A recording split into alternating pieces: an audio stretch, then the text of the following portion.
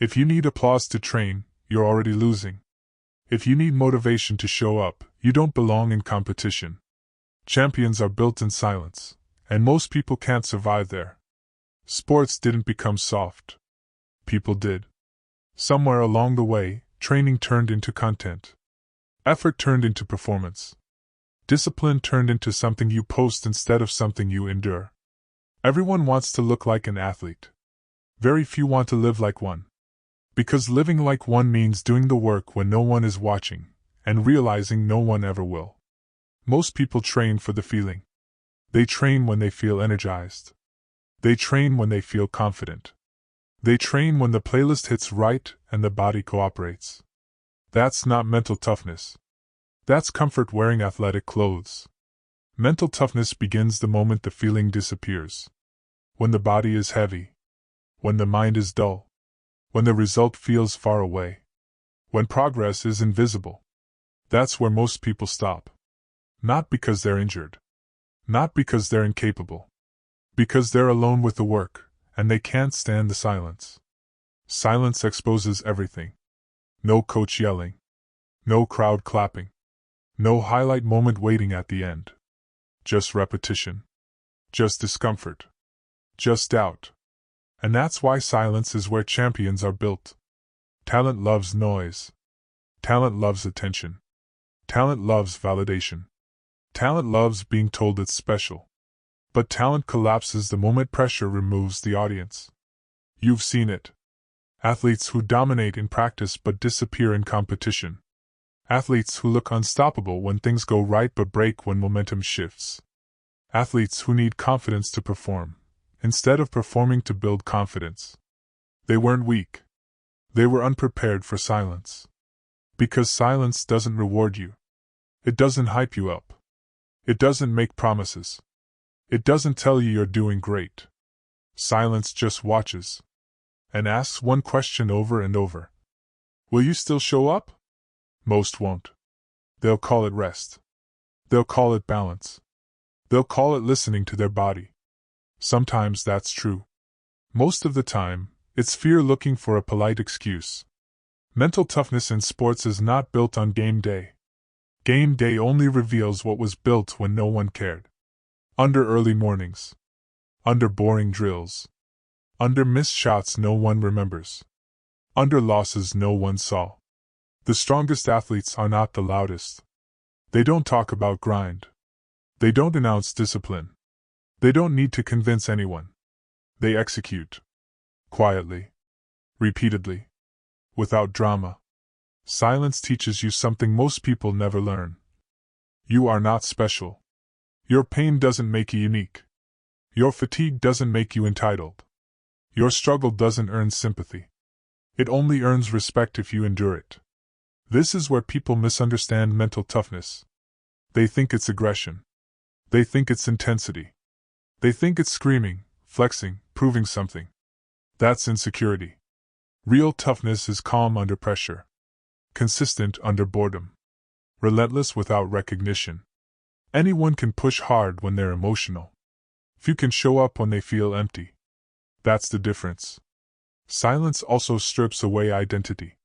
You're not the talented one. You're not the hard worker. You're not the future champion. You're just someone doing the work, or not.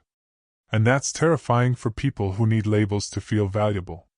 This is why most athletes quit mentally before they quit physically. They don't lose strength.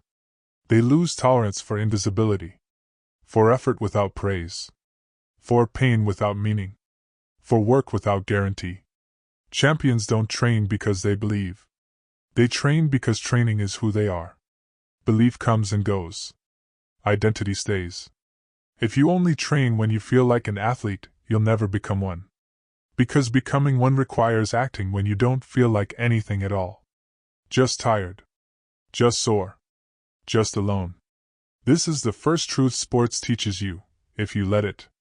Nobody is watching most of your work. Nobody will remember most of your effort.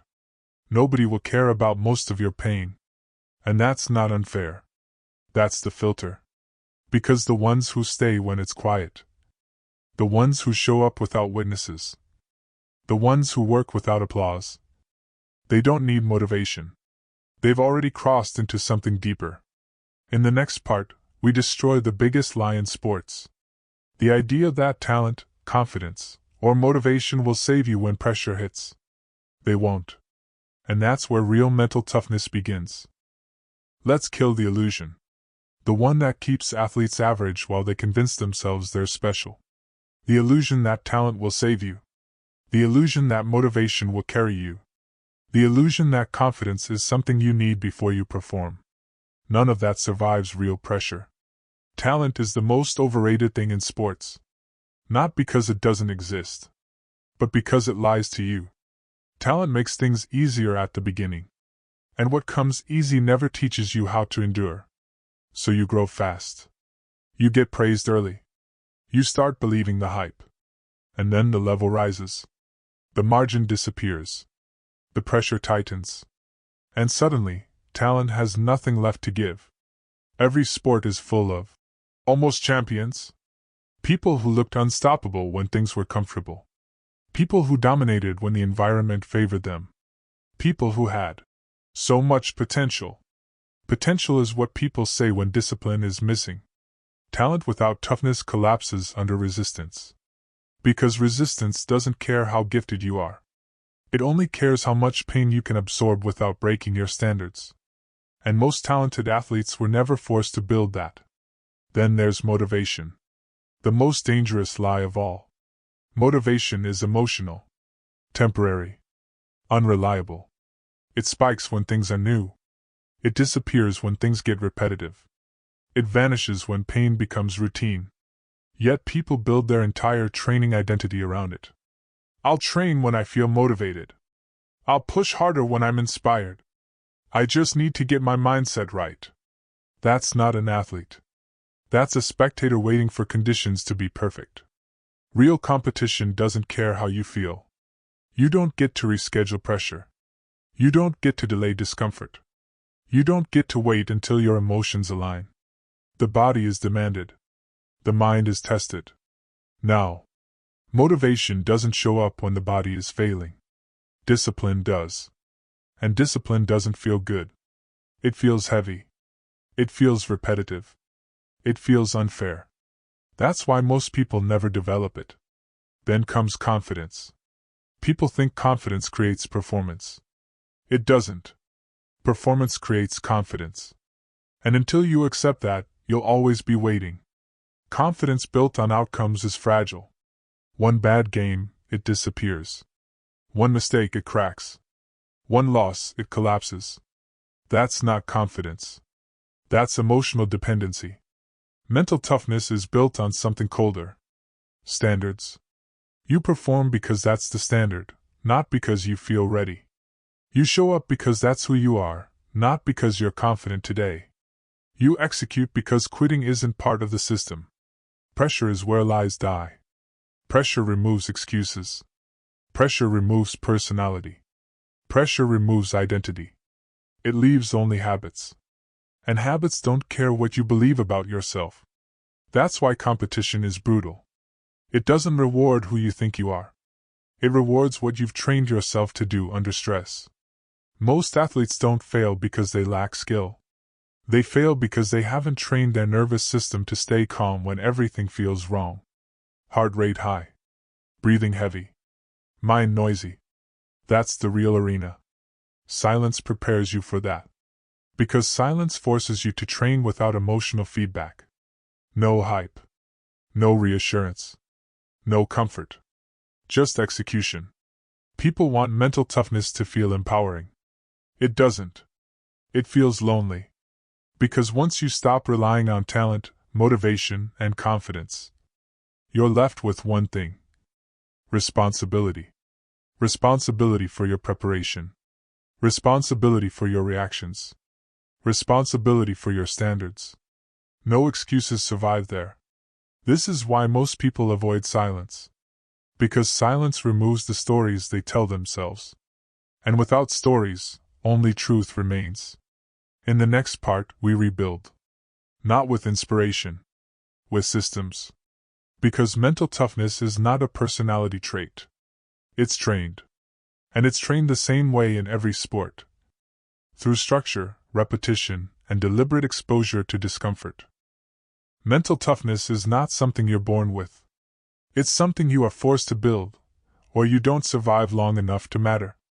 And it's not built in moments of intensity. It's built in structure. Most athletes train randomly. They train hard when they feel aggressive. They ease off when they feel tired. They push when emotion is high. They disappear when it's not. That's not training. That's emotional expression. Mental toughness begins the moment training stops being emotional. When your sessions stop being a reflection of how you feel and start being an execution of what is required. The strongest athletes don't ask, "How hard should I push today?" They already know. Because the decision was made long before the session started. Structure removes weakness.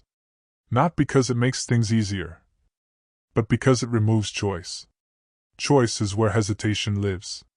When training is optional, excuses survive. When training is scheduled, excuses starve.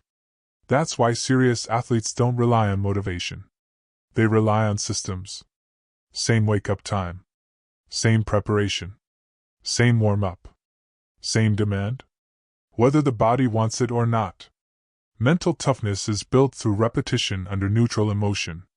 Not hype. Not anger. Not adrenaline. Neutral. Calm. Cold. Anyone can perform when they're emotional. Few can perform when nothing is stimulating them. That's the difference. This is why boredom is such a powerful training tool. Boredom strips away excitement. What's left is discipline. And discipline is the real muscle. The mind resists boredom more than pain. Pain feels meaningful. Boredom feels pointless. That's why boredom breaks more athletes than injury ever does. So you train in silence. No music sometimes. No audience. No hype. Just you and the repetition. Mental toughness is also built by training while uncomfortable, not injured, but uncomfortable. Sore muscles. Heavy breathing. Low energy. You learn the difference between damage and discomfort. And you stop running from the second one. Weak athletes stop when discomfort appears. Strong athletes adjust and continue. This is where resilience is forged. Not by pushing recklessly, but by staying present when the body complains. You also train your reactions. Missed shots. Mistakes. Bad reps. Weak minds react emotionally. They rush. They panic. They spiral. Strong minds respond mechanically. They reset. They breathe. They execute the next rep. No story. No drama. Mental toughness is the ability to return to the task immediately. Without self-attack. Without emotional collapse. This is why silence matters so much. Because silence removes emotional amplification. There's no one to impress. No one to disappoint. Just the work. And slowly, something shifts. Your tolerance increases. Your reactions slow down. Your standards stabilize. You stop needing things to feel right. You just need them to be clear. At this point, confidence begins to appear. Not loud confidence. Quiet certainty. The kind that doesn't fluctuate with results. You trust yourself because you've proven something to yourself. You don't quit when it's boring. You don't break when it's uncomfortable. You don't disappear when it's quiet. That's mental toughness. Not aggression. Not ego. Not intensity. Reliability. And reliability under pressure wins more competitions than raw talent ever will. In the next part, we give this toughness a direction. Because discipline without purpose turns into exhaustion. And athletes who don't know why they're enduring pain eventually start resenting it. Mental toughness without direction turns into survival.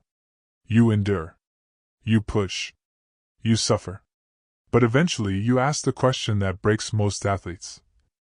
What is all of this for? If you don't have an answer, pain becomes pointless. And pointless pain always turns into resentment. This is where many disciplined athletes still fail. They can handle pressure. They can tolerate discomfort.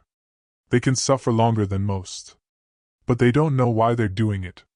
So the moment results slow down, motivation collapses.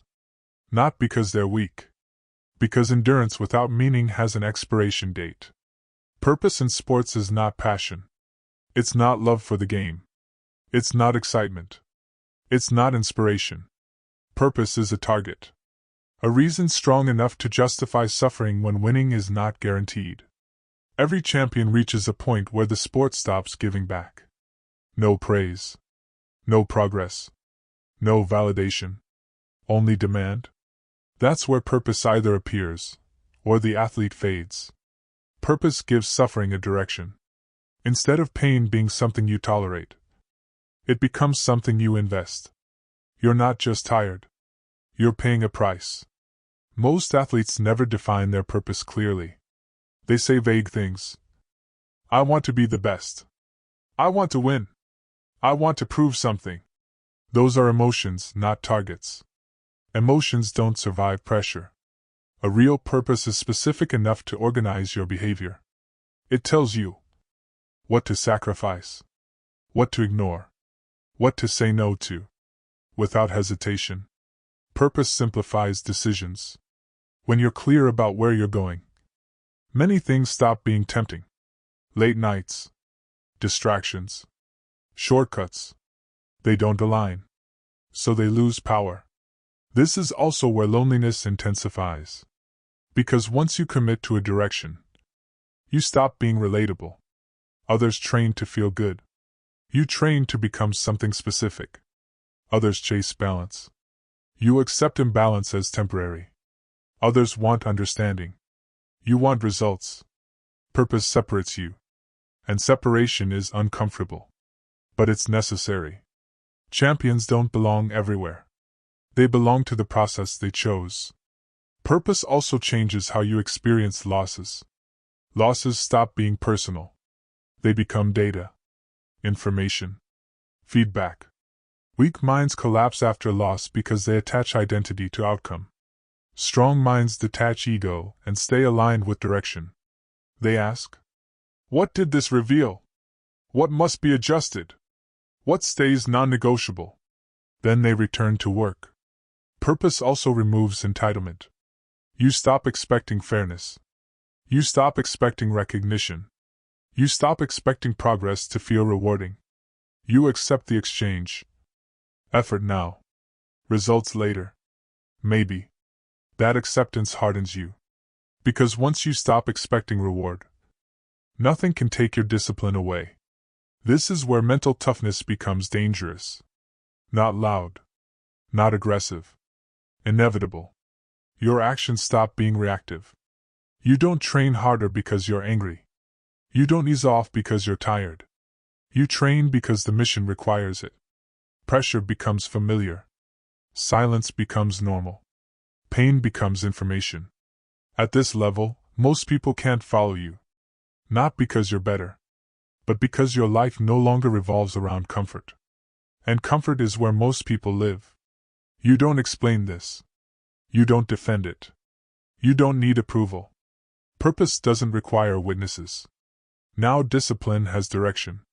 Now suffering has meaning. Now silence feels intentional, not empty. In the final part, this becomes permanent. Because direction without commitment still leaves exits open. And champions don't leave exits. They close them. At some point, training stops being preparation and becomes a line. On one side, the athlete who still negotiates. On the other, the one who has already decided. This is that line. Most people live in almost disciplined, almost committed, almost ready, almost is comfortable, almost keeps exits open. Champions don't live there. They choose, and they close the door behind them. Commitment in sports is not intensity. It's permanence. It's doing the same thing tomorrow, with the same standard, when today didn't reward you. This is where mental toughness becomes irreversible. Because once you commit, you stop asking questions that weaken you. You stop asking, do I feel like training today? Is this still worth it? Should I take it easier? Those questions belong to the version of you that wanted safety, not mastery. Commitment replaces emotion with rule. The rule doesn't care how you feel. The rule doesn't adjust to your mood. The rule doesn't negotiate. You obey it. This is why commitment feels heavy at first. It removes choice. And choice is where fear hides. But once the choice is gone, something changes. You stop fighting yourself. There's no internal debate. No hesitation. No drama. Just execution. The strongest athletes are not the most emotional. They are the most predictable. Predictable in effort. Predictable in discipline. Predictable in response to pressure. Pressure no longer surprises them. Pain no longer shocks them.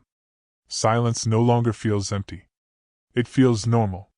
This is the point of no return, where quitting is no longer an option. Not because it's impossible, but because it no longer fits who you are. The old self still appears sometimes. The one that remembers comfort. The one that wants relief. The one that suggests slowing down. You don't fight it. You ignore it. Because it no longer has authority. Mental toughness is not loud. It doesn't announce itself. It shows up quietly. Day after day. When no one is watching. And eventually, something happens. Not suddenly. Not dramatically. Others begin to notice. Your calm under pressure. Your consistency. Your refusal to break. They call it talent. They call it confidence. They call it mindset. They're wrong. What they're seeing is commitment compounded over time. Silence endured. Standards protected. Exits closed. This is why champions look different. They move differently. They respond differently. They suffer differently. They don't panic when things go wrong. They don't get emotional when things go right. They stay aligned. And here's the final truth most people never accept. You don't become mentally tough by wanting it. You become mentally tough by staying when leaving would be easier. Again. And again. And again. Silence builds that. Pressure sharpens it. Commitment seals it. No one is watching most of your work. No one will applaud your consistency. No one will fully understand the cost. That's not a disadvantage. That's the filter. Because the ones who endure the silence, the ones who commit without witnesses, the ones who close the exits, they don't need motivation. They've already become something else.